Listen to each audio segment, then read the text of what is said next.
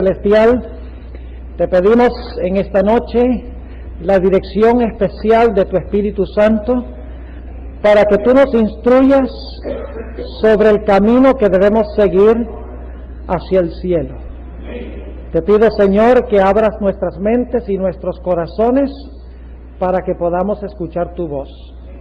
Te lo pedimos en el nombre y por los méritos de Cristo nuestro Salvador. Amén.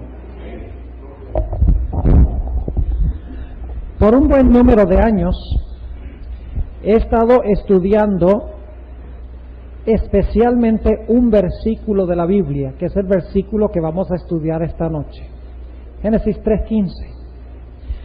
En realidad llevo cerca de 20 años analizando este versículo y la conexión que tiene con el resto de la Sagrada Escritura. Ahora, durante esta semana solamente voy a compartir con ustedes un tema, el tema que vamos a presentar esta noche. Pero en realidad he tenido el privilegio el año pasado de grabar una serie evangelística en video basado en este versículo. Es un total de 28 temas, todos presentados desde la perspectiva del libro de Génesis. Nosotros como adventistas a veces pensamos que los libros más importantes para nuestra iglesia son Daniel y Apocalipsis. Pero he descubierto en el transcurso de mi estudio que aún más fundamental para nuestra iglesia que Daniel y Apocalipsis está el libro de Génesis. Porque si no tuviéramos el libro de Génesis no tendríamos Biblia. Porque no tendríamos ningún relato de cómo vinimos a este mundo. No tendríamos ningún relato de cómo entró el pecado en el mundo y no tendríamos tampoco ninguna comprensión clara en cuanto a la forma en que Dios escogió resolver el problema del pecado que entró en este mundo. Así que el libro de Génesis es un libro fundamental. Y esta noche yo quisiera presentar un tema basado en Génesis 3:15. Es uno de esos 28 temas que he preparado en esta serie evangelística. Creo que el pastor Blanco, después de la reunión, va a mencionar algo sobre esta serie evangelística que tengo. Traje unas hojas para que ustedes puedan ver un poquito más lo que contiene esta serie, al igual que algunas hojas con diferentes listas de series de cassettes de temas que he presentado en diferentes sitios. Quisiera invitarles a mirar en sus Biblias juntamente conmigo Génesis el capítulo 1, y empezando en el versículo 26, lo primero que quiero que notemos es que Dios tenía un plan cuádruple para la raza humana antes del pecado. Génesis 1 y el versículo 26. Vamos a examinar los 4 elementos del plan original de Dios para el hombre antes que el hombre pecara. Dice allí en el versículo 26, y dijo Dios: hagamos al hombre a nuestra imagen, conforme a nuestra semejanza. Y ahora viene el primer concepto clave.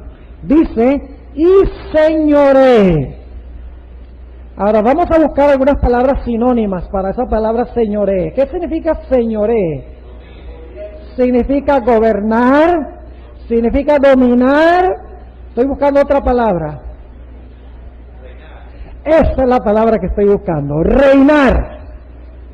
Es decir, dice en Génesis 1:26 que Dios creó al hombre para reinar. Lo creó como rey. Esa era su función, la función de rey o gobernante.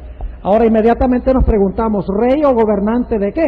Porque una cosa es decir que yo soy rey, pero rey sin territorio no tiene ningún poder.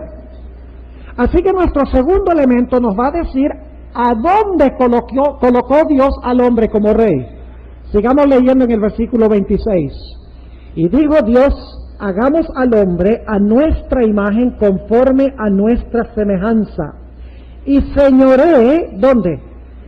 En los peces de la mar, y en las aves de los cielos, y en las bestias, y en toda la tierra, y en todo animal que anda arrastrando sobre la tierra. Noten que Dios colocó al hombre como rey de la tierra, Rey del cielo a donde vuelan las aves, y Rey de los mares a donde nadan los peces.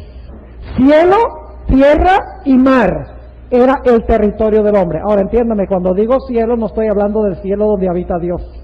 Estoy hablando del cielo que Dios hizo, la atmósfera, o lo que Génesis llama la expansión, a donde vuelan las aves. Así que el primer elemento del plan de Dios era que el hombre tuviera señorío, gobierno o dominio. Segundo elemento, su territorio de dominio, su esfera de dominio, era el cielo, la tierra y el mar. Ahora vayamos un momento al versículo 28 y notemos el tercer elemento del plan de Dios. Versículo 28 dice, y los bendijo Dios. Tercer elemento del plan de Dios.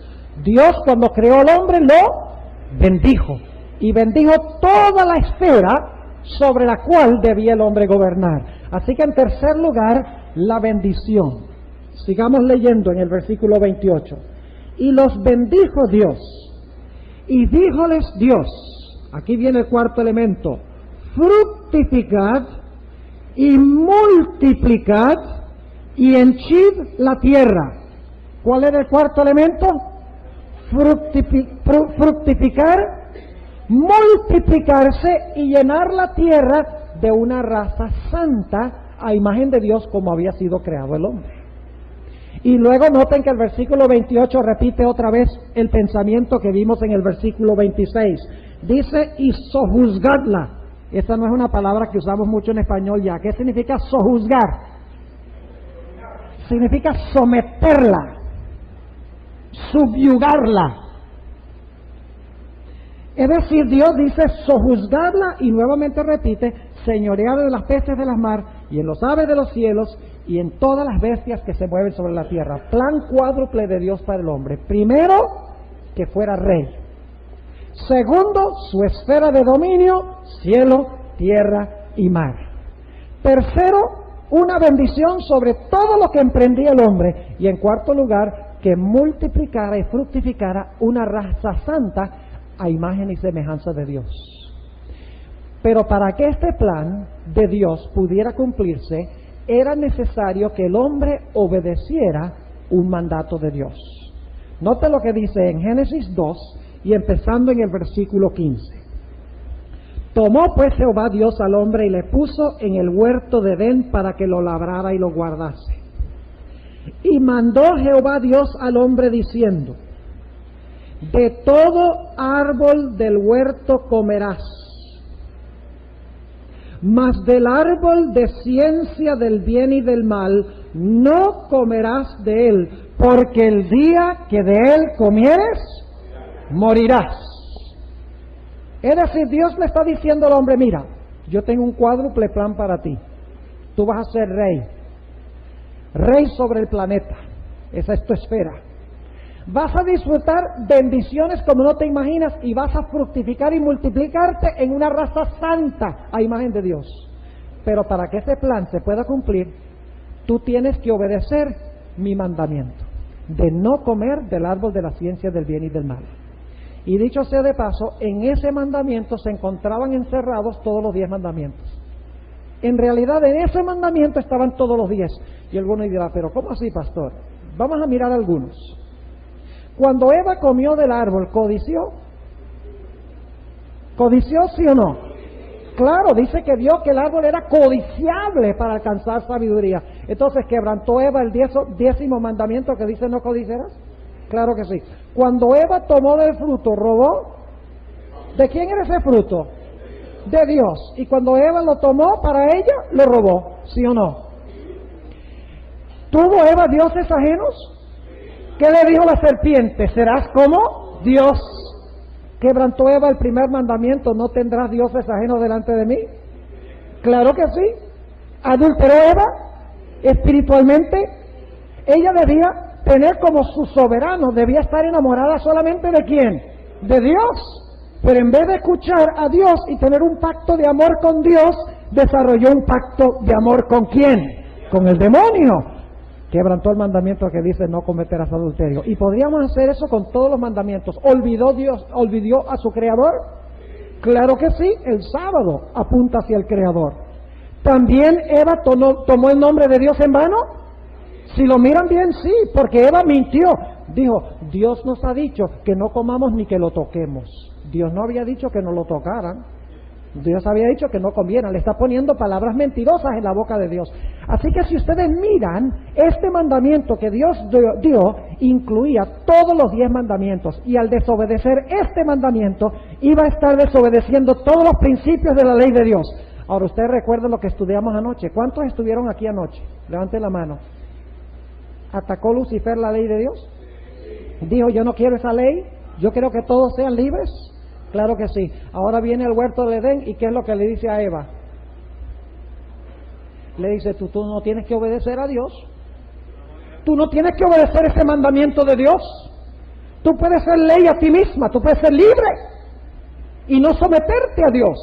Nada más come del árbol y vas a ser como Dios. Lo mismo que hizo en el cielo, se lo está haciendo también a Eva. Así que Dios dijo, mire, si ustedes obedecen mi ley, van a disfrutar del cuádruple pan, van a ser reyes, el mundo va a ser su esfera, va a haber no más que bendición y se van a fructificar y multiplicar en una raza santa y perfecta a imagen de Dios. Pero tienen ustedes que obedecer mi ley. Ahora, yo no sé si ustedes notaron en el versículo 17, vayamos allí otra vez. Dice en el versículo 17, la última parte, porque el día que de él comieres, morirás. ¿Cuándo debían morir Adán y Eva? Según este versículo, ¿cuándo les dijo Dios que iban a morir? Dice el mismo día, el día que coman del árbol, ¿van a qué? Van a morir. Ahora tenemos un problemita. ¿Cuántos años tenía Adán cuando murió? Entonces no se murió ese mismo día, Dios mintió. Dios le dijo, escuchen, Dios dijo, el día que comieren del árbol van a morir. Ahora, algunas personas dicen, bueno, comenzó a morirse espiritualmente ese día. Pero saben que cuando el texto dice, el día que de él comieres morirás, la sierva de Dios dice que ellos debían morir ese mismo día que comieron del árbol. Ahora inmediatamente nos preguntamos por qué fue que no murieron. Ese va a ser nuestro último punto, pero quiero dejarles la interrogante ahora. Quiero dejarles la interrogante, porque parece que Dios dice, el día que coman van a morir, y luego no se mueren ese mismo día, porque Adán vive 930 años. ¿Qué está pasando aquí? Algo sucedió. Ahora ustedes saben que Adán y Eva pecaron. Y ahora yo quisiera ir al relato que encontramos en Génesis 3 después que Adán y Eva pecaron. Pero antes de hacerlo, yo quiero preguntarles, ¿en qué condición se encontraban Adán y Eva en lo que respecta ropaje antes de pecar? Noten lo que dice Génesis, el capítulo 2 y el versículo 25. Dice, y estaban ambos desnudos, Adán y su mujer, ¿y qué? Y no se avergonzaban. Ahora escuchen lo que les voy a decir. La Biblia dice que Adán y Eva, antes de que pecaran, estaban desnudos y no se avergonzaban. Pero saben que no estaban desnudos como nosotros pensamos de desnudos. Estaban desnudos en lo que respecta a vestiduras humanas de tela. Pero en realidad la Biblia enseña que ellos estaban cubiertos de vestiduras, pero eran vestiduras de luz. Estaban cubiertos de la luz de Dios. No tenían vestiduras de tela ni vestiduras de pieles. Tenían la luz gloriosa de Dios que los cubría. Y ustedes dicen, ¿cómo sabemos eso? ¿Han oído ustedes la expresión ángeles de luz? ¿Saben ustedes que la Biblia dice que los ángeles, las vestiduras de los ángeles son vestiduras de luz? ¿Saben ustedes que cuando la Biblia habla de vestiduras, por ejemplo, en Apocalipsis 12:1, donde habla de la verdadera iglesia, dice que la mujer estaba vestida, pero ¿de qué estaba vestida? Estaba vestida no de tela, sino que estaba vestida del sol. Cuando Cristo fue transfigurado, en Mateo el capítulo 17, dice que brillaba como la ¿qué?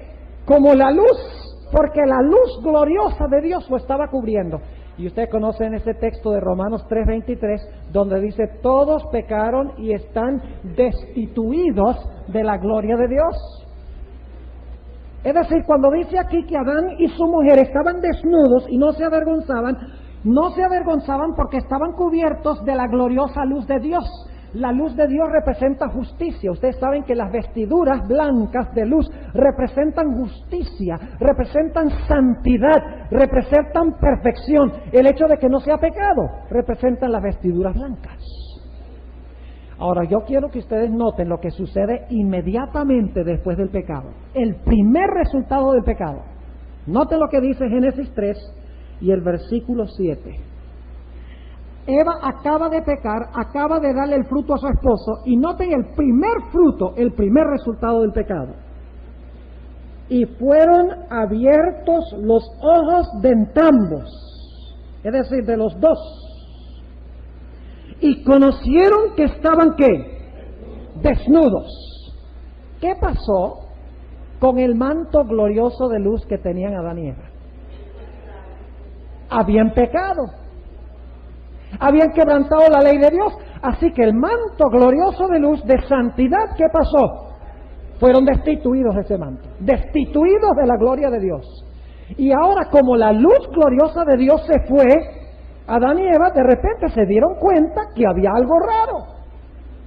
Se dieron cuenta que estaban desnudos. Ya no había luz, ya no había santidad. Ahora, yo quiero enfatizar que no solamente se sentían desnudos físicamente, sino que se sentían desnudos espiritualmente. Es decir, tenían el sentimiento de culpabilidad. No solo tenían el cuerpo desnudo, sino que también tenían el alma desnuda. Ahora, ¿cómo trataron a Adán y Eva de resolver el problema de su desnudez? Noten lo que dice el versículo 7. Y fueron abiertos los ojos de entrambos, y conocieron que estaban desnudos. Entonces cosieron. ¿Quiénes cosieron?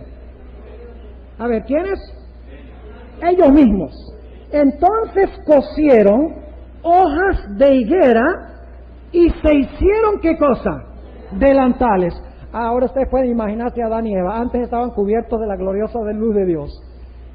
Y ahora, después de pecar, están desnudos. La gloria de Dios se fue, la luz de Dios se fue. Y ahora se sienten no solamente desnudos de cuerpo, sino desnudos de alma.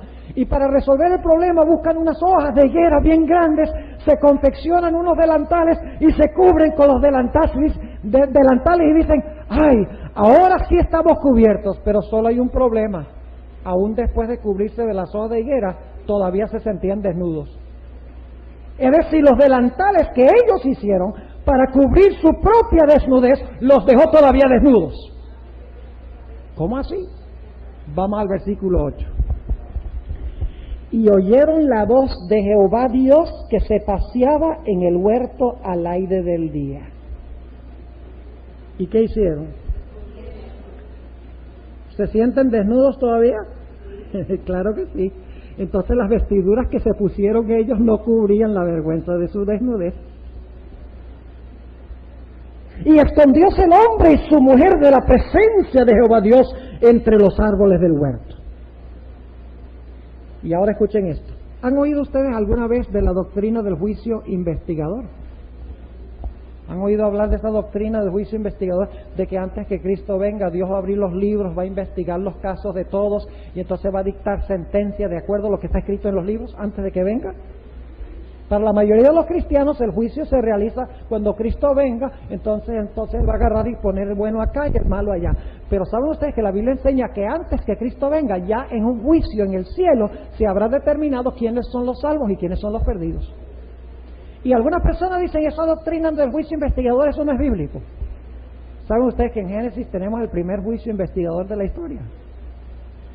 En Génesis se encuentran todas las doctrinas de la iglesia adventista. Todas. Por eso es tan importante ese libro. Note lo que dice en el versículo 9. Y llamó Jehová Dios al hombre y le dijo, ¿dónde estás tú? Ah, Dios no sabía dónde estaba. ¿Dios sabía dónde estaba? Entonces, ¿por qué le pregunta? ¿Qué está haciendo? Le está diciendo, ven acá. Vamos a arreglar cuentas. Ven para que le rindas cuentas a tu Creador. ¿Dónde estás tú? Dios sabía dónde estaba, pero lo está llamando a juicio. Y luego sigue diciendo en el versículo 10, y él respondió, oí tu voz en el huerto y tuve miedo porque estaba desnudo. Pero el problema, ¿cómo que estaba desnudo? ¿Acaso no se había cubierto con las hojas de higuera? ¿Todavía se siente desnudo, sí o no? Claro que sí. Las hojas confeccionadas por ellos no cubren la vergüenza de su desnudez. Así que dice, versículo 10, y él respondió, oí tu voz en el huerto y tuve miedo porque estaba desnudo y escondíme. Y díjole, ¿quién te enseñó que estabas desnudo? Y luego note lo que le pregunta a Dios. ¿Has comido del árbol de que yo te mandé no comieses? A Dios no sabía si había comido o no. ¿Dios sabía? Entonces, ¿por qué le pregunta si ha comido del árbol? Porque Dios lo está llamando ¿a qué? A cuentas. Lo está llamando al juicio para luego, después, pronunciar sentencias. ¿Saben ustedes lo que encontramos aquí en Génesis 3 ya? Que el juicio tiene 3 partes. Primero viene la investigación. Luego se pronuncia la sentencia y luego se ejecuta la sentencia. Ese es el proceso de Dios. La mayoría de los cristianos, las 3 cosas suceden al mismo tiempo. Dios investiga, sentencia y castiga al mismo momento. No. Aquí dice primero que viene Dios e investiga el caso. Fíjense qué maravilloso es Dios, ¿verdad? Dios no viene al huerto y le dice, Adán, yo sé que tú comiste, Adán. Ven acá que te voy a castigar ya. En la economía de Dios todos son inocentes hasta que se comprueben culpables en un juicio imparcial de Dios. Así que Dios los llama y les dice, vamos a abrir aquí los libros, vamos a ver qué hicieron ustedes. ¿Han comido del árbol de que yo les mandé no comiesen? Y ahora noten lo que dice en el versículo 12. Noten que Dios primero habla, quiero que noten que primero Dios habla con el hombre, luego habla con la mujer y luego con la serpiente. Interesante, va paso a paso. Ahora escuchen bien, aquí viene una pregunta. ¿Por qué habla Dios primero con el hombre si la mujer fue la que pecó primero? Porque el hombre fue colocado como la cabeza y nunca debería haber permitido que la mujer se fuera sola. Él debía ser el guardián, debía ser el que cuidaba a Eva, el que debía celar por ella en el sentido correcto de la palabra. Y cuando él permitió que Eva se fuera sola, Adán no se mostró lo que Dios quería que él fuera. Por eso ahora cuando Dios viene a pedir cuentas, no va donde Eva primero, sino viene donde Adán y dice, Adán, ven acá tú. ¿Por qué tú dejaste que la mujer se fuera por allá? ¿Por qué no la estabas cuidando? Ahora yo sé que eso no es muy popular en este día de liberación femenina, porque hoy en día son las mujeres las que cuidan a los hombres. Pero esa no es la economía de Dios. Dios estableció un orden, dijo, el hombre es la cabeza y la mujer es el cuerpo. Y dice que la mujer debe someterse al marido, y luego dice al marido, pero la amas. Que no hay problema para la mujer someterse al marido si el marido la ama. El problema es que el marido ha maltratado a la mujer, y entonces la mujer dice, yo no me someto. Cuando se respeta el orden de Dios, las cosas funcionan bien. Ahora, note lo que sigue diciendo, que versículo 12, y el hombre respondió, la mujer que me diste por compañera me dio del árbol y yo comí. ¿A quién le está echando la culpa a Adán? A Dios. A Dios, señores. Dice, la mujer que me diste por compañera. Si tú no me das la mujer no me da el fruto y yo no como, así que la culpa la tienes tú y la tiene la mujer. Ahora escuchen bien. Las hojas de higuera con las cuales se vistieron Adán y Eva, según dice la sierva de Dios, representa nuestro intento de justificarse cuando comparecemos ante el juicio de Dios. El deseo de la autojustificación cuando Dios nos llama a cuentas. Esas son las hojas de higuera. Porque Adán se está tratando de justificar ante Dios. Y luego entonces Dios viene y habla con la mujer. Noten el versículo 13. Entonces Jehová Dios dijo a la mujer, ¿qué es lo que has hecho? Ah, la mujer no sabía, Dios no sabía lo que la mujer había hecho. ¿Dios sabía eso? ¿Para qué le pregunta? Porque está investigando el caso. ¿Qué es lo que has hecho? Y dijo la mujer, la serpiente me engañó y comí. ¿A quién le está echando la mujer la culpa? A Dios. ¿Quién había hecho la serpiente? Dios. Y la mujer dice, mira, si tú no haces la serpiente no me tiente y yo no peco. Así que las hojas de higuera representan el intento de Adán y Eva de justificarse a sí mismos ante el tribunal de Dios, pero no resultó. Ahora Dios ha hablado con el hombre, Dios ha hablado con la mujer, y entonces ahora tiene un negocio pendiente con la serpiente. Pero yo quiero que ustedes noten que a la serpiente no le hace ninguna pregunta. A la serpiente le pronuncia sentencia de una vez, sin investigar el caso. ¿Por qué razón? Porque el caso de la serpiente ya había sido investigada en el cielo. Lo que estudiamos anoche. Note lo que dice en el versículo 14.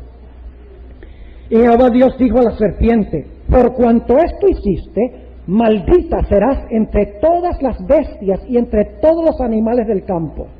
Sobre tu pecho andarás y polvo comerás todos los días de tu vida. Y luego viene ese famoso versículo que se conoce como el protoevangelio, es decir, la primera promesa evangélica de Dios a la raza humana. Pero ¿saben lo que es interesante? Estas palabras de Génesis 3:15 no fueron dirigidas a Adán y Eva, fueron dirigidas a la serpiente. ¿Por qué entonces decimos que esta es la primera promesa de salvación que Dios le da al hombre? Porque el contexto indica que cuando Dios le dijo esto a la serpiente, Adán y Eva estaban escuchando. ¡Qué poderoso!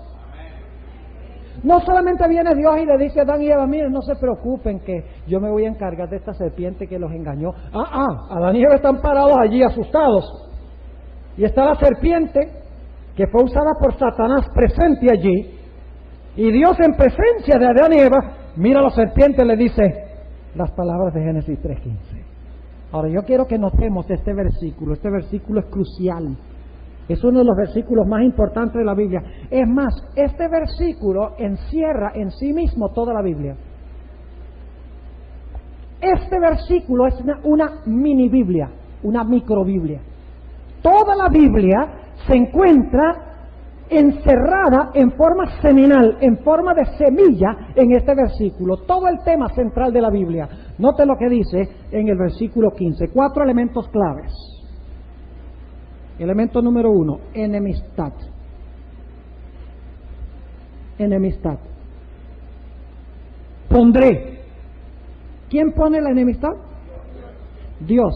Yo pregunto, ¿de quién era amigo el hombre antes de pecar? De Dios. ¿De quién que se hizo el hombre amigo después de pecar? De Satanás. ¿Podría el hombre decir, bueno, ahora yo no quiero ser más amigo de Satanás, yo voy a ser amigo de Dios otra vez? ¿Podía nada más escoger ahora ser amigo de Dios y enemigo de Satanás? No, porque su naturaleza humana había sido averiada y dañada.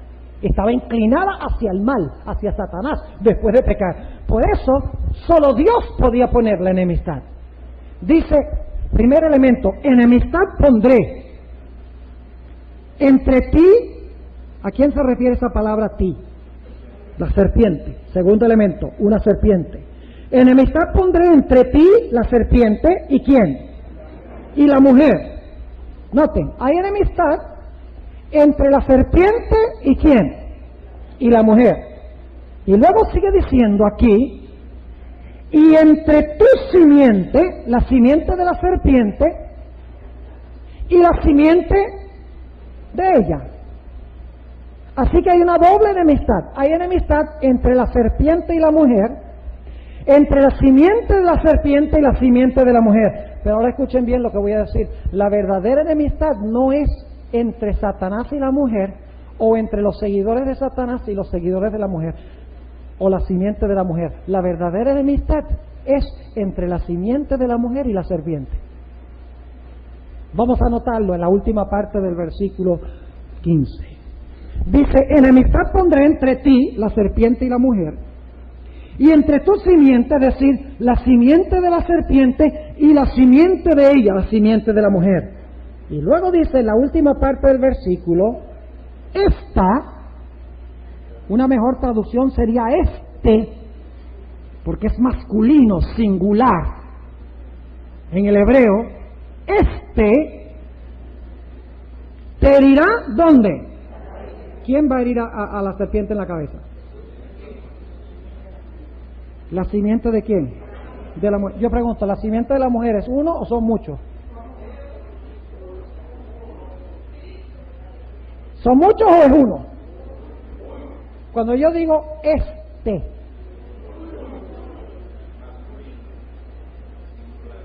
¿masculino o femenino?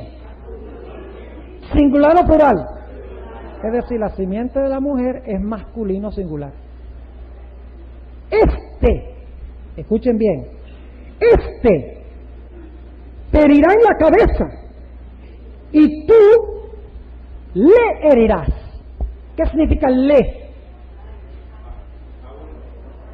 Le, masculino o femenino, singular o plural, singular. Le significa a él. A él herirás, ¿qué cosa? No dice los calcañares, dice el calcañar. Es decir, la simiente de la mujer es uno y es masculino. Ahora noten entonces que Génesis 3:15 dice, va a haber enemistad entre la serpiente y la mujer. Sí, claro que sí. También va a haber enemistad entre la simiente de la serpiente y la simiente de la mujer. Pero dice Dios, inspirando a Moisés, que la verdadera enemistad será que la simiente de la mujer, te va a aplastar la cabeza. A ti la serpiente. Y tú la serpiente le vas a herir a él, ¿dónde? En el calcañar. Ahora escuchen lo que les voy a decir. El retrato que tenemos aquí en Génesis 3:15, fíjense el contexto. ¿Qué le ha quitado Satanás al hombre antes de este versículo? ¿Le ha quitado el dominio? ¿Le ha quitado Satanás el dominio al hombre? Claro que sí. ¿Por qué creen ustedes que Jesús llamó a Satanás el príncipe de este mundo? ¿Por qué creen ustedes que en el monte de la tentación Satanás le dice, todos estos reinos yo te los doy, si tan solo te arrodillas y me adoras? ¿Por qué creen que en el libro de Job, representando este mundo, en la reunión celestial, fue quién representando al mundo? Satanás. ¿Quién debería haber representado al mundo? Adán. Porque Adán había recibido señorío. ¿Le quitó Satanás el señorío? ¿Le quitó el dominio sobre el planeta? ¿Le quitó el planeta? Claro que sí. ¿En vez de la bendición trajo una maldición? Claro que sí. Y empezó a multiplicarse el hombre, pero en una raza impía e inicua en vez de una raza santa. Claro que sí. Es decir, ¿qué pasó con el cuádruple plan original de Dios para el hombre? Satanás lo arruinó. Le quitó la posición de rey, le quitó su territorio, quitó la bendición y metió la maldición 3 veces. En Génesis 3 y 4 se encuentra la palabra maldición, después que en Génesis 1 y 2 se usa la palabra bendición. Bendijo Dios, bendijo Dios. En Génesis 3, después del pecado, dice, maldito serás, le dice a la serpiente, maldita será la tierra. Le dice a Caín, maldito serás tú. Maldición en vez de bendición. Y en Génesis 6, antes del diluvio, dice que cuando los hombres empezaron a multiplicarse, fíjense la misma palabra, dice que todo designio del pensamiento del corazón de ellos no era imagen de Dios, sino era de continuo solamente el mal. Es decir, el diablo le quitó al hombre todo el plan original de Dios. Pero lo que está diciendo Dios es, en Génesis 3:15, yo voy a mandar a la tierra una simiente nacida de mujer. Ahora miremos eso un momentico. Simiente masculina, ¿verdad? Singular, ¿verdad? Ahora déjenme preguntarles, en la Biblia, ¿a quién se le atribuye la procreación? ¿Al hombre o a la mujer? ¿Han visto ustedes las genealogías? En las genealogías encuentra uno puros hombres engendrando. Vamos a anotarlo. Vamos a Génesis, el capítulo 5, para que ustedes lo vean. Génesis, el capítulo 5. Y solo vamos a leer algunos versículos. Ahí se encuentra la lista genealógica de Set, hijo de Adán, hasta los días de Noé. Allí se menciona Adán, se menciona Set, se menciona Enos, se menciona Cainán, se menciona Maalaleel, se menciona Jared, se menciona Matusalén, se menciona Noé, se menciona Lamec. ¿Puros qué? Hombres, engendrando a hombres. Pero lo interesante es que Génesis 3:15 no dice que la simiente va a ser de hombre, sino que la simiente va a ser de una mujer. ¿Es importante eso? Déjenme preguntarles, ¿quién fue el padre de Cristo? ¿Tuvo Jesús una madre humana? ¿Tuvo un padre humano? No. Por eso Jesús, escuchen bien, por eso Jesús es nacido de mujer. No se le atribuye genealogía de hombre, sino de mujer. Es decir, Génesis 3:15 ya está diciendo la forma en que Cristo va a ser introducido al mundo. Nacido de mujer. Por eso el apóstol Pablo dice en Gálatas 4:4, cuando vino el cumplimiento del tiempo, Dios envió a su Hijo nacido de hombre.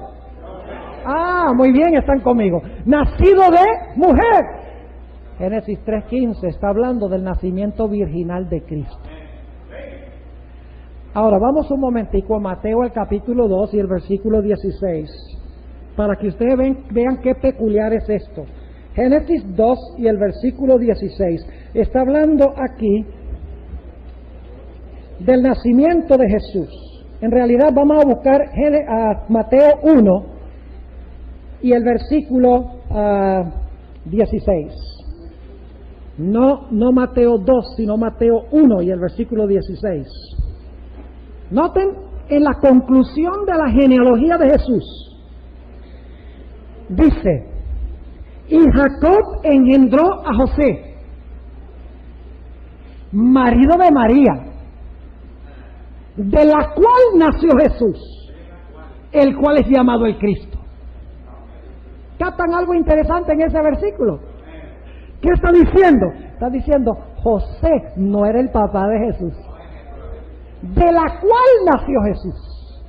Nació de una mujer y no de un hombre. Por esa razón dice que la simiente de la mujer le iba a golpear la cabeza. Dios estaba diciendo, yo le voy a mandar a la tierra una simiente nacida de mujer. Y esa simiente nacida de mujer te va a hacer la guerra. Y en el proceso de la guerra, tú le vas a herir el calcañar y él te va a aplastar la cabeza. Ahora déjeme preguntarles, ¿quién le hace qué a quién primero? Primero, la simiente de la mujer le aplasta la cabeza a la serpiente y luego la serpiente le muerde el calcañar. ¿Cómo le va a morder el calcañar si tiene la cabeza aplastada? Tiene que ser primero que la serpiente. ¿Qué pasa si ustedes levantan el pie para aplastar la cabeza de una serpiente? ¿Qué puede hacer la serpiente? ¿Morderle a usted en la cabeza? No, ¿morderle dónde? ¿En el talón o en el calcañar? El retrato que se está usando aquí es que la simiente de la mujer que Dios va a mandar, sin intervenir hombre, va a levantar el pie cuando venga y va a hacer caer el pie y aplastarle la cabeza a la serpiente. Pero antes de que le pueda aplastar la cabeza, la serpiente le va a herir el calcañar. ¿Están entendiendo? Yo pregunto, ¿la serpiente le va a causar dolor a la simiente de la mujer? ¿Le va a meter veneno? Claro que sí, pero le va a salir caro. Sí, porque después de herir a la simiente de la mujer va a dejar caer el pie y le va a aplastar la cabeza. Dios le está diciendo a Satanás, sí, tú le quitaste al hombre el señorío, le quitaste la tierra, trajiste la maldición y estás multiplicando una raza de gente inicua, pero yo voy a mandar una simiente que te va a hacer la guerra, te va a aplastar la cabeza y va a recuperar todo lo que le quitaste al hombre. ¡Qué tremendo! Y esto está pasando miles de años antes que Jesús nazca. ¿Podemos confiar en las profecías de la Biblia? ¡Qué bárbaro! 4000 años después de esto, fue que Cristo se encarnó en el vientre de María. Su padre siendo Dios, no teniendo genealogía humana de parte de padre. Así que Dios dice, te voy a mandar una simiente que te va a aplastar la cabeza y tú solamente vas a poder herirlo a él. Ahora, yo quiero preguntarles, regresando otra vez a Génesis, el capítulo 3. ¿Por qué acto le aplastó el Señor Jesucristo la cabeza a Satanás? ¿Qué acto de la vida de Jesús le aplastó la cabeza a Satanás? Y le quitó a Satanás lo que Satanás le había quitado al hombre y garantizó que Dios podía regresárselo al hombre. Su muerte, la muerte de Cristo en la cruz. Ahora yo me pregunto, ¿será que en Génesis 3, después del versículo 15, nos habla de ese evento que iba a darle el golpe mortal a Satanás en la cabeza? Sí, Señor. Ya en Génesis 3, Dios dice, mira, te voy a aplastar la cabeza mandándote la simiente, pero luego, en unos versículos que vamos a estudiar ahora, Dios le dice, y el individuo que va a venir va a morir por la raza humana para pagar por los pecados de ellos, para que yo pueda devolverles lo que originalmente pertenecía al hombre. Génesis 3 ya tiene la idea de la muerte del Mesías.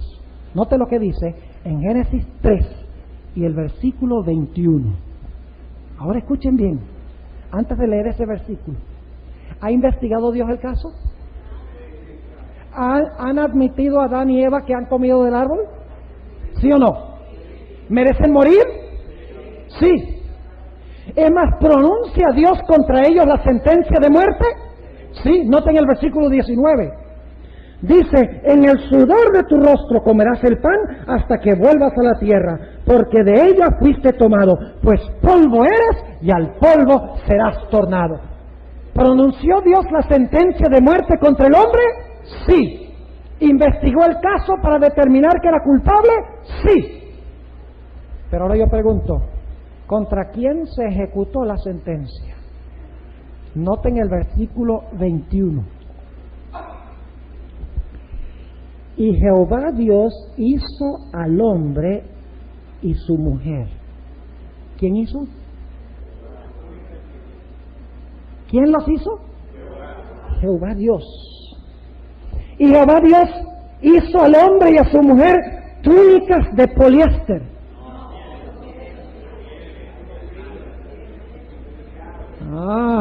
Están despiertos todavía. Y Jehová Dios hizo al hombre y a su mujer túnicas de gabardina.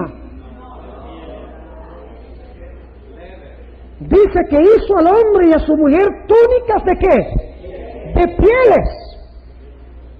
¿Pieles de qué?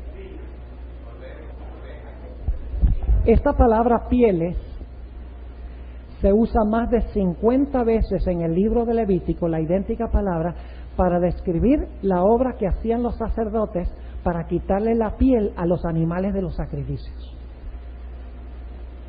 Ahora yo quiero preguntarles, para ustedes conseguir la piel de un animal, ¿qué tiene que pasar con el animal? Hay que matarlo. No estoy hablando del cuero de la serpiente que bota todos los años. Estoy hablando de la piel de una vaca, de un cordero, de un toro. Para usted conseguir la piel, el animal tiene que morir. Yo pregunto, ¿qué hubo ese mismo día en el huerto del Edén? Porque todavía no han sido echados aquí. ¿Qué pasó el mismo día que Adán y Eva pecaron? Tiene que ser que se sacrificaron probablemente 2 animales. Y no fue Dios el que los sacrificó. Fueron Adán y Eva. ¿Y cómo sabemos eso? Dicen ustedes. Sencillamente porque la Biblia enseña que son nuestros pecados los que crucificaron a Cristo. No solo eso, en el Antiguo Testamento los sacerdotes y los israelitas ponían sus manos sobre la cabeza del animal y luego ellos con el cuchillo degollaban al animal.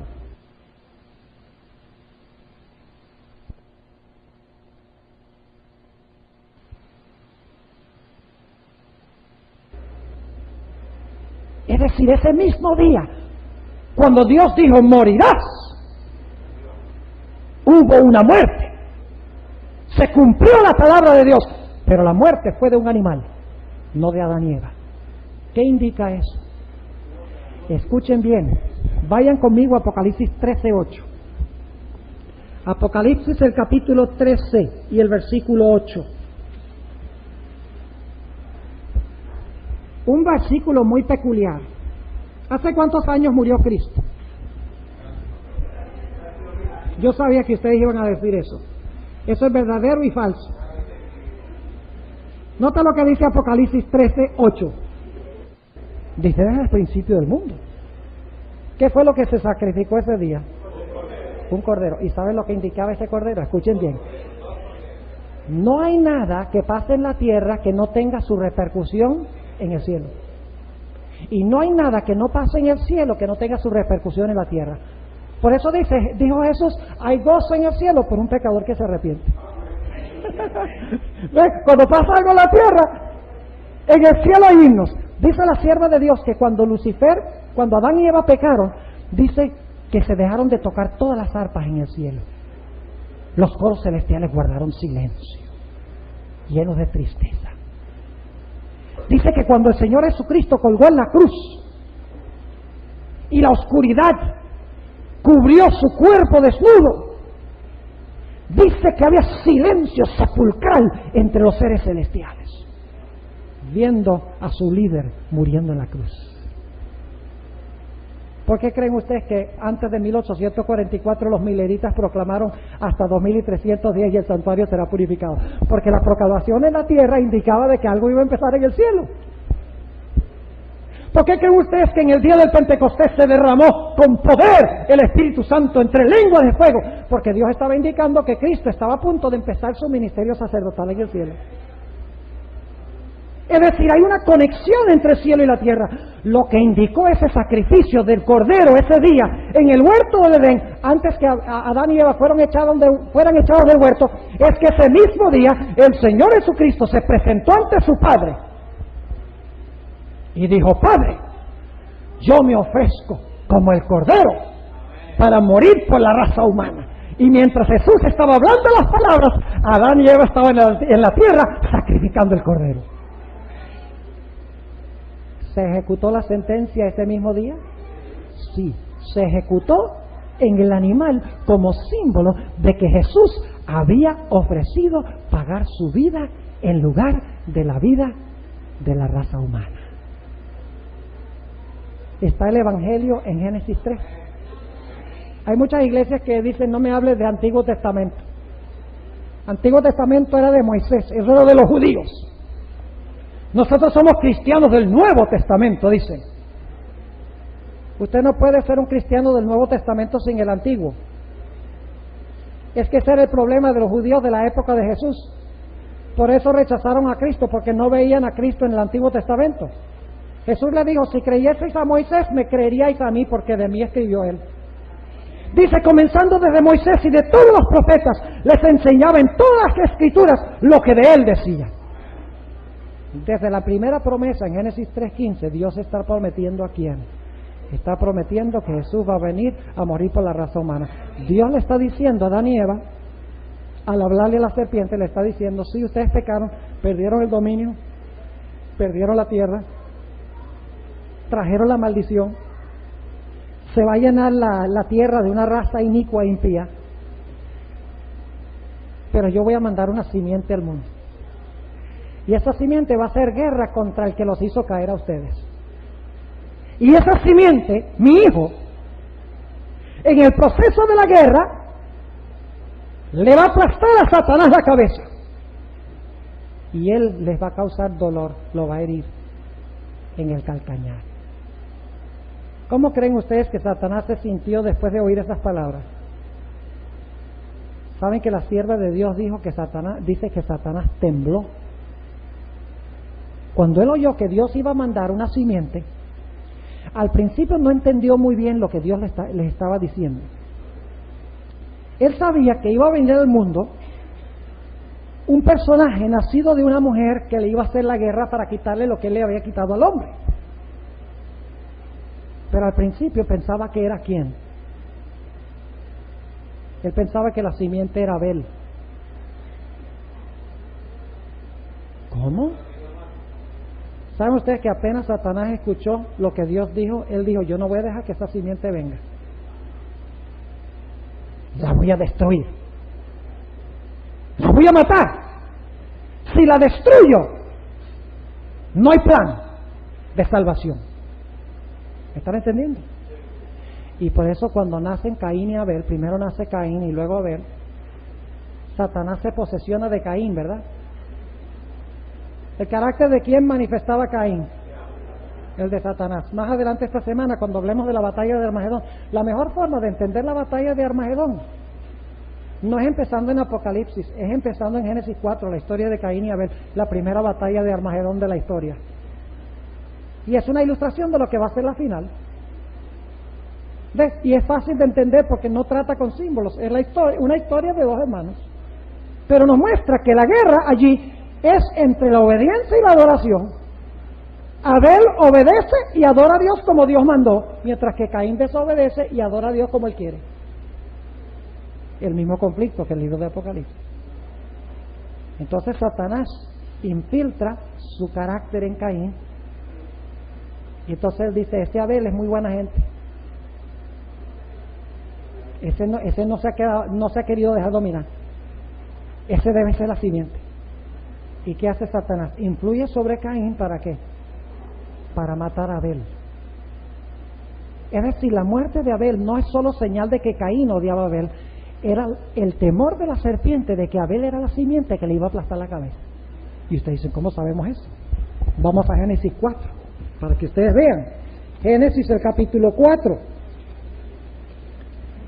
Y vamos a ver que después que Satanás usó a Caín para matar a Abel, dice en el versículo 25, 4:25, y conoció de nuevo Adán a su mujer, la cual parió un hijo, y llamó su nombre Set. ¿Saben lo que significa el nombre Set? Significa sustituto, en lugar de.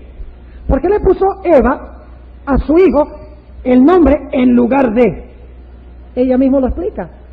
Dice, porque Dios, dijo ella, me ha sustituido otra simiente en lugar de Abel, a quien mató Caín. Y ahora fíjense lo que pasa. Satanás mata la simiente, y ahora Satanás dice, bueno, ese no puede haber sido la simiente porque ese está enterrado, ese no resucitó, está muerto. Entonces le empieza a caer en cuenta que lo que Dios está haciendo, escuchen bien, lo que Dios está haciendo es preparando un linaje de donde vendrá la simiente. ¿Me están entendiendo? Una genealogía de gente santa cometida a Dios, de donde vendrá más adelante la simiente prometida. Entonces Satanás dice, ahora entiendo qué es lo que Dios está tratando de hacer. Abel no era la simiente. Dios está preparando un linaje para traer la simiente. Entonces Satanás dice, yo tengo que corromper ese linaje. ¿Me están escuchando?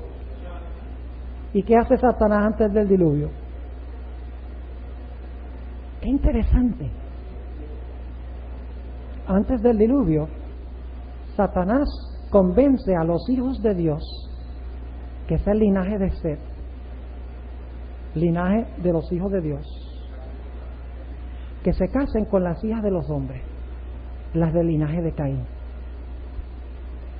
¿Y qué sucede con los hijos de Dios, con el linaje santo de Dios, de donde va a venir esa simiente prometida? ¿Qué sucede con el linaje de Dios?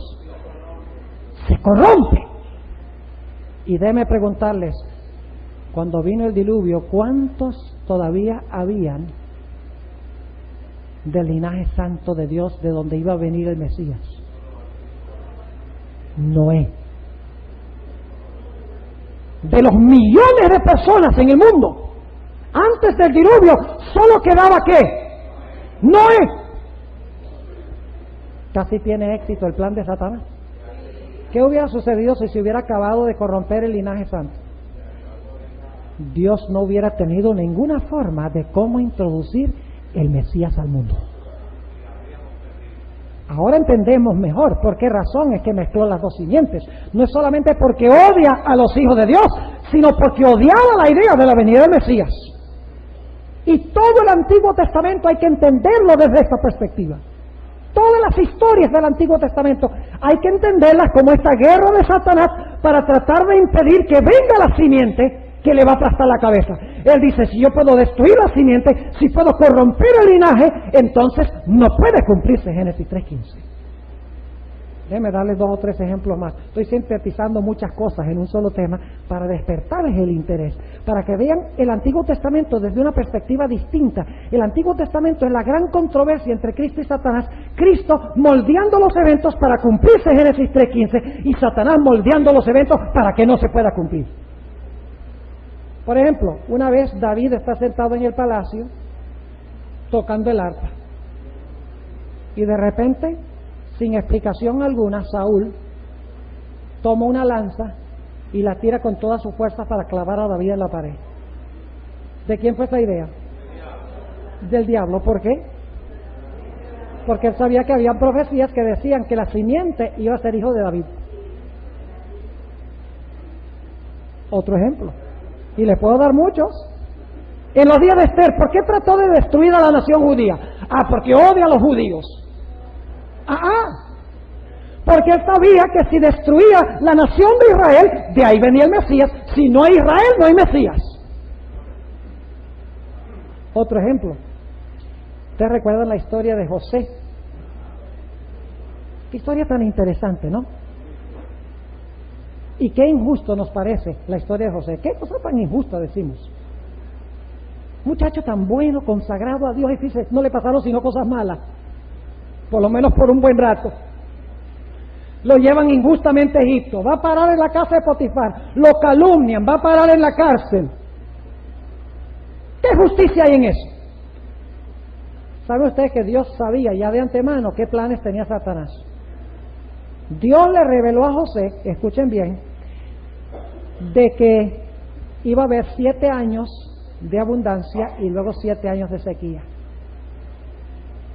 Y Dios llevó a José a Egipto con el fin de guardar mucho alimento para que cuando vinieran los años de sequía no desapareciera la simiente. Y ustedes dicen, ¿cómo sabemos eso? Sencillamente, ustedes pueden leerlo en Génesis 45, ahí está clarito. Cuando los hermanos de José se dan cuenta que es José, ellos empiezan a llorar y le dicen, ¡ay, José, perdónanos por lo que hemos hecho! Hemos pecado contra Dios, hemos pecado contra ti.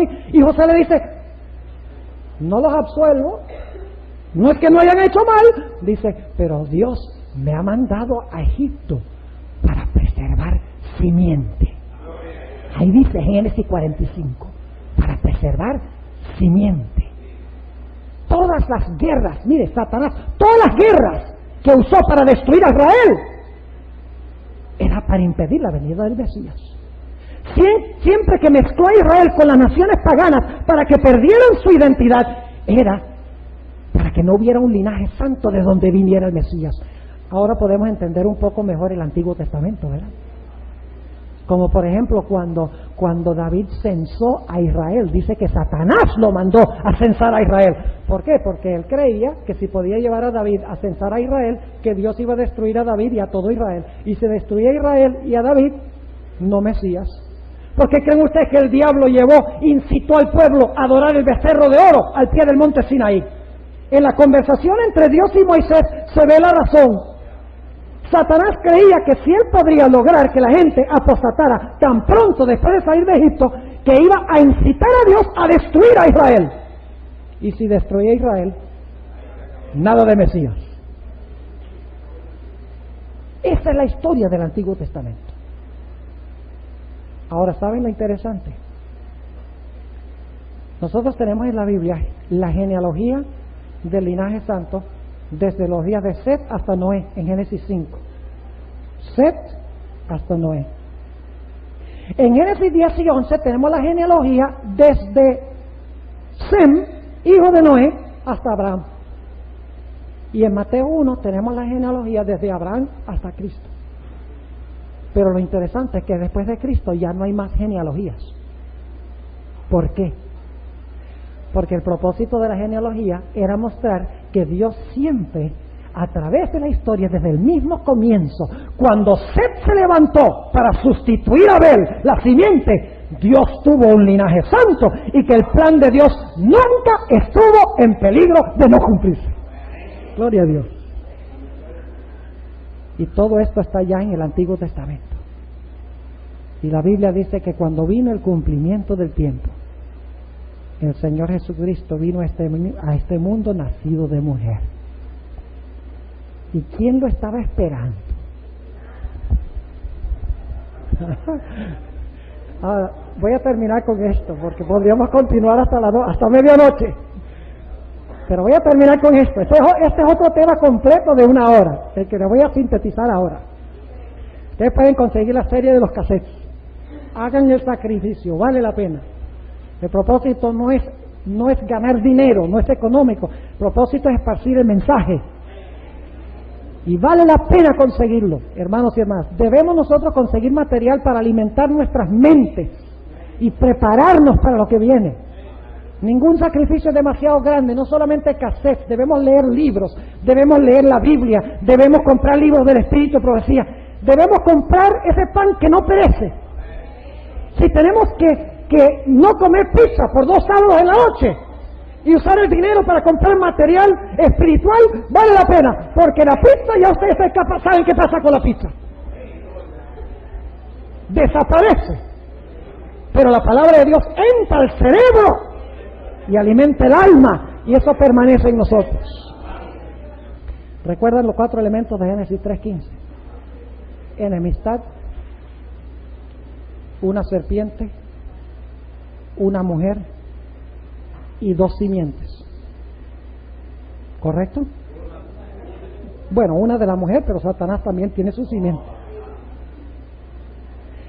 ¿Han leído ustedes Apocalipsis 12, 1 al 5? ¿Hay una mujer ahí? Claro que sí. ¿Qué tiene la mujer en el vientre? ¿Qué tiene en el vientre? Ah, una simiente. Y de repente, ¿quién se aparece? El dragón, que el versículo 9 identifica como la serpiente antigua. ¿Por qué se le llama la serpiente antigua? ¿Qué está tratando de decir el Espíritu Santo a través de Juan? Está diciendo, hint, hint. Si tú quieres entender esta guerra aquí, cuando el niño va a nacer, tienes que volver allá. Porque allá empezó. Así que se aparece la serpiente. Y la serpiente quiere tragarse a la mujer. ¿Contra quién es la enemistad? En los versículos 1 al 5. ¿A quién quiere destruir la serpiente? Al niño. No primero a la mujer, al niño. Génesis 3:15 dice, él te aplastará la cabeza. La enemistad no es primordialmente entre la mujer y la serpiente, entre la simiente de la serpiente y la simiente de la mujer. La guerra es entre la simiente de la mujer y Satanás. Por eso cuando Jesús va a nacer, Satanás lo está esperando. Ahora, Satanás no lo hace directamente, Satanás usa su simiente. ¿Quién es la simiente de Satanás? Herodes. Herodes el Grande. Satanás se para al lado de la mujer, pero le dice a su simiente, mira, tienes que hacer mi trabajito. Al igual que a la mujer, le nace también su simiente. Y todos sabemos cómo concluye esta historia. Y es que Satanás no pudo con Jesús. Durante toda su vida trató de infectarlo con el pecado y no pudo. No fue posible. Trató varias veces durante su vida de matarlo. ¿Recuerdan cuando los judíos recogían piedras para tirárselas? Esa idea no surgió en las mentes de ellos. No crean ustedes que eso vino a la mente de ellos. ¿Recuerdan cuando Jesús estaba durmiendo en un barco y se levantó una tormenta? ¿Quién causó esa tormenta? Satanás quería ahogarlo. Y cuando lo iban a despeñar en Nazaret,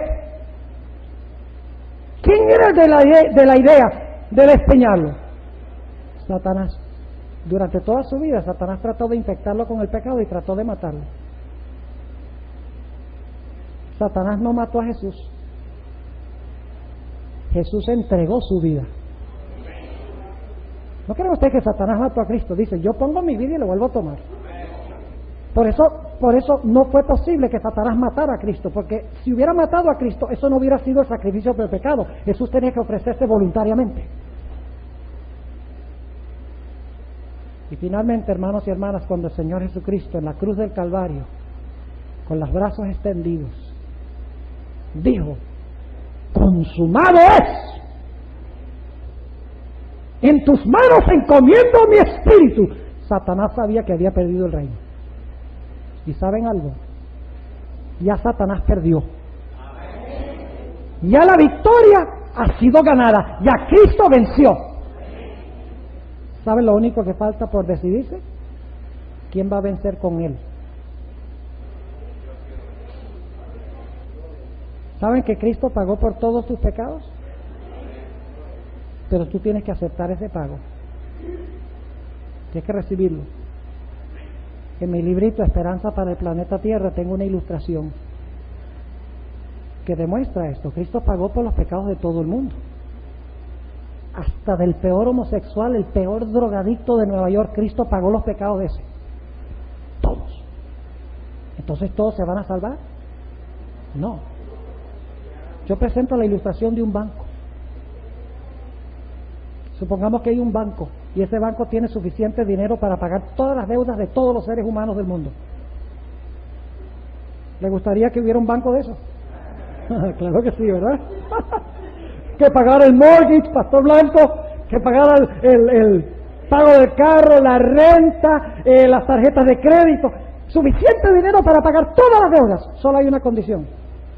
Usted tiene que ir al banco a sacar la plata. Todos los recursos están allí, pero usted tiene que sacar la plata. Cuando Jesús murió en la cruz, depositó suficientes méritos suyos para salvar a toda la raza humana.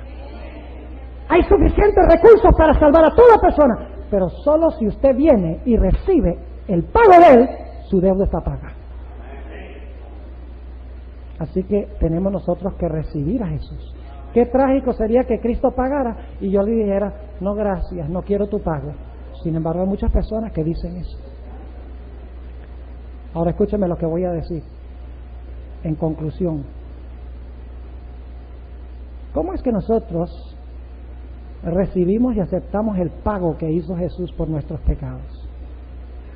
¿Cómo recibimos ese pago? ¿Cómo lo recibimos a Él? ¿Cómo le decimos, Señor, yo quiero que tú pagues, yo quiero recibir ese pago que tú hiciste por mis pecados? La Biblia enseña que es a través de un rito que se conoce como el bautismo. Porque cuando usted se bautiza, usted muere al pecado y resucita nueva vida con Jesús. Es decir, lo que pasó con Cristo ahora cuenta por usted. Es decir, en el momento del bautismo, Dios lo mira a usted como si nunca hubiera pecado, porque la cuenta está saldada porque Cristo pagó. Usted se beneficia en el bautismo de lo que Él hizo. Usted recibe el pago que Él hizo por usted. Yo no sé si aquí esta noche habrá alguien que no se ha bautizado todavía. Y estoy hablando del bautismo bíblico. ¿Saben cómo es el bautismo bíblico? Debe ser cuando usted ya está crecido, puede recibir doctrina, entiende, y también es por inmersión, sepultados debajo del agua para salir de nuevo del agua. Así fue bautizado nuestro Señor Jesucristo. Yo espero que si hay alguien aquí que no haya sido bautizado todavía, que durante el transcurso de esta semana te tome una decisión firme en su corazón de hacer su entrega a Jesús como su Salvador y su Señor. Que usted reciba el pago que Él hizo, manifestándolo a través del bautismo. Que el Espíritu Santo esté trabajando con sus corazones en forma especial para que ustedes respondan al llamado del Señor Jesucristo antes que sea demasiado tarde. ¿Desean ustedes recibir a Jesús como Salvador y Señor de su vida? Gloria a Dios. Oremos. Padre,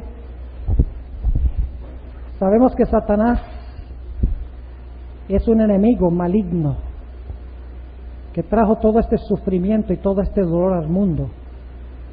Pero sabemos que Jesucristo es mucho más poderoso que Satanás, y que ha pagado un precio infinito para salvar a todos los que se alleguen a Él. Te ruego, Señor, que nos ayudes a captar vislumbres de la gloria de Jesús. Te ruego, Señor, que si hay alguien aquí en esta noche que no ha entregado su vida a Jesús a través del bautismo, que tú, a través de tu Santo Espíritu, impresiones sus corazones para que durante el transcurso de esta semana te reciba como Salvador y Señor. Aquellos que ya te han recibido, Señor, queremos renovar nuestros votos contigo. Queremos reconsagrar nuestras vidas a ti. Y queremos que nos uses de una forma poderosa en tu causa. Gracias, Señor, por los maravillosos mensajes que nos has dejado en tu palabra. Y sabemos, Señor, que tú responderás a esta plegaria y nos bendecirás y nos ayudarás. Porque te pedimos estas cosas en el nombre y por los méritos de nuestro Señor Jesucristo.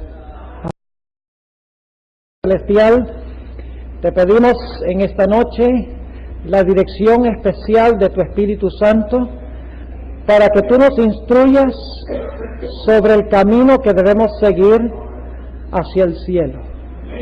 Te pido, Señor, que abras nuestras mentes y nuestros corazones para que podamos escuchar tu voz. Te lo pedimos en el nombre y por los méritos de Cristo nuestro Salvador. Amén. Por un buen número de años he estado estudiando especialmente un versículo de la Biblia, que es el versículo que vamos a estudiar esta noche. Génesis 3:15. En realidad llevo cerca de 20 años analizando este versículo y la conexión que tiene con el resto de la Sagrada Escritura. Ahora, durante esta semana solamente voy a compartir con ustedes un tema, el tema que vamos a presentar esta noche. Pero en realidad he tenido el privilegio el año pasado de grabar una serie evangelística en video basado en este versículo. Es un total de 28 temas, todos presentados desde la perspectiva del libro de Génesis. Nosotros como adventistas a veces pensamos que los libros más importantes para nuestra iglesia son Daniel y Apocalipsis. Pero he descubierto en el transcurso de mi estudio que aún más fundamental para nuestra iglesia que Daniel y Apocalipsis está el libro de Génesis. Porque si no tuviéramos el libro de Génesis no tendríamos Biblia.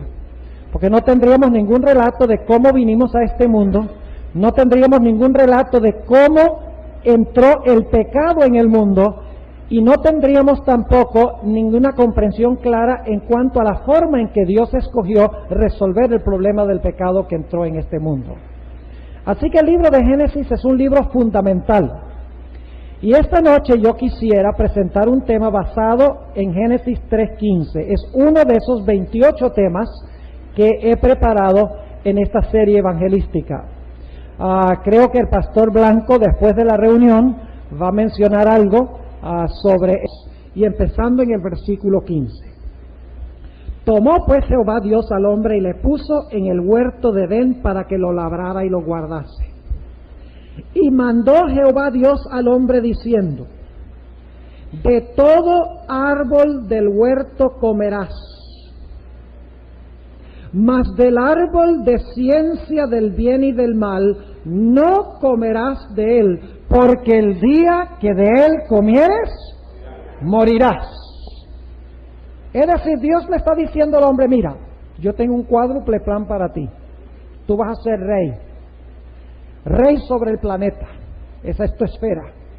Vas a disfrutar bendiciones como no te imaginas y vas a fructificar y multiplicarte en una raza santa a imagen de Dios. Pero para que ese plan se pueda cumplir, tú tienes que obedecer mi mandamiento de no comer del árbol de la ciencia del bien y del mal. Y dicho sea de paso, en ese mandamiento se encontraban encerrados todos los 10 mandamientos. En realidad, en ese mandamiento estaban todos los 10. Y alguno dirá: pero ¿cómo así, pastor? Vamos a mirar algunos. Cuando Eva comió del árbol, ¿codició? ¿Codició, sí o no? Claro, dice que vio que el árbol era codiciable para alcanzar sabiduría. Entonces, ¿quebrantó Eva el 10º mandamiento que dice no codiciarás? Claro que sí. Cuando Eva tomó del fruto, ¿robó? ¿De quién era ese fruto? De Dios. Y cuando Eva lo tomó para ella, lo robó. ¿Sí o no? ¿Tuvo Eva dioses ajenos? ¿Qué le dijo la serpiente? ¿Serás como Dios? ¿Quebrantó Eva el primer mandamiento? ¿No tendrás dioses ajenos delante de mí? Claro que sí. ¿Adulteró Eva espiritualmente? Ella debía tener como su soberano, debía estar enamorada solamente ¿de quién? De Dios. Pero en vez de escuchar a Dios y tener un pacto de amor con Dios, desarrolló un pacto de amor ¿con quién? Con el demonio. Quebrantó el mandamiento que dice no cometerás adulterio. Y podríamos hacer eso con todos los mandamientos. ¿Olvidó a su Creador? Claro que sí, el sábado apunta hacia el Creador. ¿También Eva tomó el nombre de Dios en vano? Si lo miran bien, sí, porque Eva mintió. Dijo, Dios nos ha dicho que no comamos ni que lo toquemos. Dios no había dicho que no lo tocara. Cielo, tierra y mar era el territorio del hombre. Ahora entiéndame, cuando digo cielo no estoy hablando del cielo donde habita Dios. Estoy hablando del cielo que Dios hizo, la atmósfera, o lo que Génesis llama la expansión, a donde vuelan las aves. Así que el primer elemento del plan de Dios era que el hombre tuviera señorío, gobierno o dominio. Segundo elemento, su territorio de dominio, su esfera de dominio, era el cielo, la tierra y el mar. Ahora vayamos un momento al versículo 28 y notemos el tercer elemento del plan de Dios. Versículo 28 dice, y los bendijo Dios. Tercer elemento del plan de Dios. Dios cuando creó al hombre lo bendijo. Y bendijo toda la esfera sobre la cual debía el hombre gobernar. Así que en tercer lugar, la bendición. Sigamos leyendo en el versículo 28. Y los bendijo Dios. Y díjoles Dios, aquí viene el cuarto elemento, fructificad y multiplicad y henchid la tierra. ¿Cuál era el cuarto elemento? Fructificar, multiplicarse y llenar la tierra de una raza santa a imagen de Dios como había sido creado el hombre. Y luego noten que el versículo 28 repite otra vez el pensamiento que vimos en el versículo 26. Dice, y sojuzgadla. Esta no es una palabra que usamos mucho en español ya. ¿Qué significa sojuzgar? Significa someterla, subyugarla.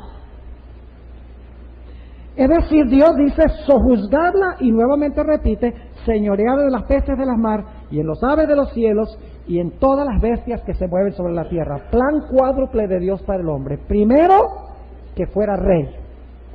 Segundo, su esfera de dominio, cielo, tierra y mar. Tercero, una bendición sobre todo lo que emprendía el hombre. Y en cuarto lugar, que multiplicara y fructificara una raza santa a imagen y semejanza de Dios. Pero para que este plan de Dios pudiera cumplirse, era necesario que el hombre obedeciera un mandato de Dios. Note lo que dice en Génesis 2, esta serie evangelística que tengo, traje unas hojas para que ustedes puedan ver un poquito más lo que contiene esta serie, al igual que algunas hojas con diferentes listas de series de cassette de temas que he presentado en diferentes sitios. Quisiera invitarles a mirar en sus Biblias juntamente conmigo Génesis el capítulo 1 y empezando en el versículo 26. Lo primero que quiero que notemos es que Dios tenía un plan cuádruple para la raza humana antes del pecado. Génesis 1 y el versículo 26. Vamos a examinar los 4 elementos del plan original de Dios para el hombre antes que el hombre pecara. Dice allí en el versículo 26, y dijo Dios, hagamos al hombre a nuestra imagen conforme a nuestra semejanza. Y ahora viene el primer concepto clave. Dice, y señoree. Ahora vamos a buscar algunas palabras sinónimas para esa palabra señoree. ¿Qué significa señoree? significa gobernar, significa dominar. Estoy buscando otra palabra. Esa es la palabra que estoy buscando, reinar. Es decir, dice en Génesis 1:26 que Dios creó al hombre para reinar. Lo creó como rey. Esa era su función, la función de rey o gobernante. Ahora inmediatamente nos preguntamos, ¿rey o gobernante de qué? Porque una cosa es decir que yo soy rey, pero rey sin territorio no tiene ningún poder. Así que nuestro segundo elemento nos va a decir a dónde colocó Dios al hombre como rey. Sigamos leyendo en el versículo 26. Y dijo Dios, hagamos al hombre a nuestra imagen conforme a nuestra semejanza. Y señoree, ¿dónde? En los peces de la mar, y en las aves de los cielos, y en las bestias, y en toda la tierra, y en todo animal que anda arrastrando sobre la tierra. Noten que Dios colocó al hombre como rey de la tierra, rey del cielo donde vuelan las aves, y rey de los mares a donde nadan los peces. Dios había dicho que no conviene, le está poniendo palabras mentirosas en la boca de Dios. Así que si ustedes miran, este mandamiento que Dios dio incluía todos los 10 mandamientos, y al desobedecer este mandamiento iba a estar desobedeciendo todos los principios de la ley de Dios. Ahora ustedes recuerdan lo que estudiamos anoche. ¿Cuántos estuvieron aquí anoche? Levanten la mano. ¿Atacó Lucifer la ley de Dios? Dijo, yo no quiero esa ley, yo quiero que todos sean libres. Claro que sí. Ahora viene el huerto del Edén, y ¿qué es lo que le dice a Eva? Le dice, tú no tienes que obedecer a Dios. Tú no tienes que obedecer ese mandamiento de Dios. Tú puedes ser ley a ti misma, tú puedes ser libre y no someterte a Dios. Nada más come del árbol y vas a ser como Dios. Lo mismo que hizo en el cielo, se lo está haciendo también a Eva. Así que Dios dijo, mire, si ustedes obedecen mi ley, van a disfrutar del cuádruple pan, van a ser reyes, el mundo va a ser su esfera, va a haber no más que bendición, y se van a fructificar y multiplicar en una raza santa y perfecta a imagen de Dios. Pero tienen ustedes que obedecer mi ley. Ahora, yo no sé si ustedes notaron en el versículo 17, vayamos allí otra vez. Dice en el versículo 17, la última parte, porque el día que de él comieres, morirás. ¿Cuándo debían morir Adán y Eva? Según este versículo, ¿cuándo les dijo Dios que iban a morir? Dice el mismo día, el día que coman del árbol, ¿van a qué? Van a morir. Ahora tenemos un problemita. ¿Cuántos años tenía Adán cuando murió? Entonces no se murió ese mismo día, Dios mintió. Dios le dijo, escuchen, Dios dijo, el día que comieren del árbol van a morir. Ahora, algunas personas dicen, bueno, comenzó a morirse espiritualmente ese día. Pero saben que cuando el texto dice, el día que de él comieres morirás, la sierva de Dios dice que ellos debían morir ese mismo día que comieron del árbol. Ahora inmediatamente nos preguntamos por qué fue que no murieron. Ese va a ser nuestro último punto, pero quiero dejarles la interrogante ahora. Quiero dejarles la interrogante, porque parece que Dios dice, el día que coman van a morir, y luego no se mueren ese mismo día, porque Adán vive 900